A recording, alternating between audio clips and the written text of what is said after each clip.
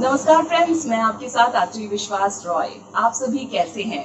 इस मुश्किल वक्त में भगवान से ये प्रार्थना करती हूँ कि आप सभी अच्छे रहें, स्वस्थ रहें।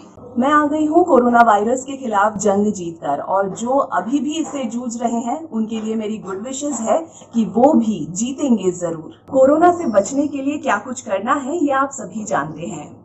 कोरोना हो जाए तो उससे दवाइयों और डॉक्टर के साथ मिलकर कैसे लड़ना है और उसे हराना है, ये भी आप देख रहे हैं और जान रहे हैं।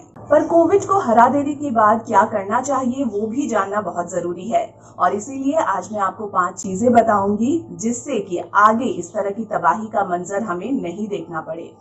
First, donate your plasma. Covid से जब आप लड़ रहे होते हैं तो बहुत सारे लोगों का डायरेक्टली और इनडायरेक्टली योगदान होता है। पोस्ट कोविड लाइफ आपके लिए एक उधार जैसा होता है, और उस ऋण को चुकाने का सबसे बेहतर तरीका है कि आप किसी की जिंदगी बचा लो, और ये काम हो सकता है प्लाज्मा डोनेट कर। प्लाज्मा हमारे ब्लड का वो पार्ट होता है जिसमें सबसे ज्यादा एंटीबॉडीज और न्यूट्रिशन होता है, और ये किसी मरते हुए आदमी के लिए संजीवनी से कम नहीं। प्लाज्मा सिर्फ वही डोनेट कर सकते हैं जो सिम्टोमेटिक कोविड पेशेंट रहे हों और ठीक हो गए हों, उन्हें किसी तरह की बीमारी ना हो और वो कभी प्रेग्नेंट ना हुई हो। मेरी दिली तमन्ना थी कि मैं प्लाज्मा डोनेट करूं, पर एक बच्चे की मां होने की वजह से मैं एलिजिबल नहीं हूं। लेकिन अगर आप एलिजिबल हैं तो अपने नजदीकी ब्लड बैंक में जाइए और अपना प्लाज्मा डोनेट कर किसी की जिंदगी बचाइए। Number 2, plant a tree. Oxygen हमारे जिंदा रहने की पहली शर्त है, लेकिन ऑक्सीजन हमारे लिए कितना जरूरी है वो कोविड के इस दूसरे सेकंड वेव ने हमें बताया। मैं 3 दिनों तक ऑक्सीजन पर रही, और मेरे साथ साथ देश की एक बहुत बड़ी आबादी ऑक्सीजन के लिए तरसती रही। इस तस्वीर ने किसे नहीं रुलाया, जब एक पत्नी अपने मरते पति को मुंह से सांस देने की नाकाम कोशिश करती रही। मेडिकल इमरजेंसी अलग है, पर क्वेश्चन है कि नेचुरल ऑक्सीजन के लिए हमने क्या किया। तो अगर आप इस तरह की त्राहिमाम आगे नहीं देखना चाहते हैं तो प्लांट अ ट्री, अपनी तरफ से एक छोटी सी कोशिश।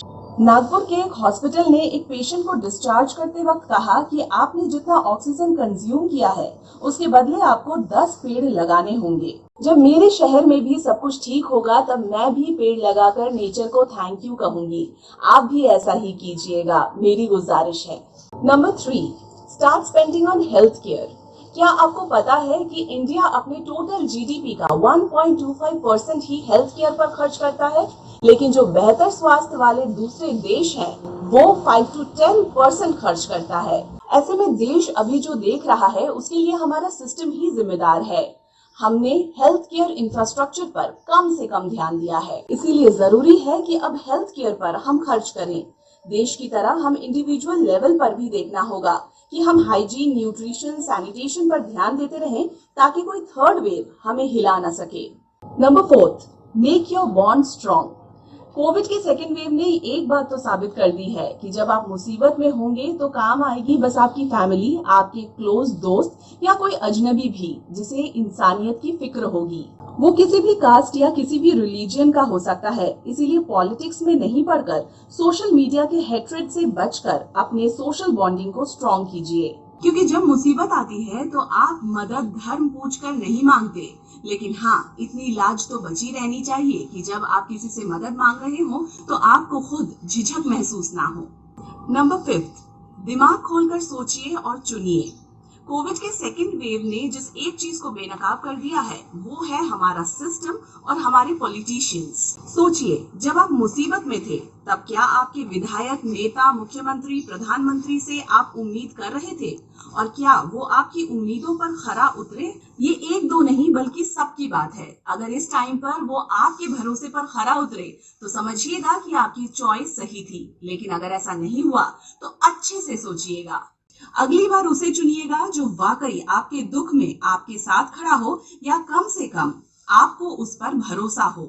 कोविड ने इस बार बहुत कुछ बदल दिया है, पर इस बदलाव को अच्छाई में बदलकर हम देश और सोसाइटी के लिए चेंज का कोई अच्छा रास्ता दिखा सकते हैं। हम बहुत बुरे दौर से गुजर रहे हैं, लेकिन हम और आप मिलकर चलिए कुछ अच्छा करते हैं। नमस्कार।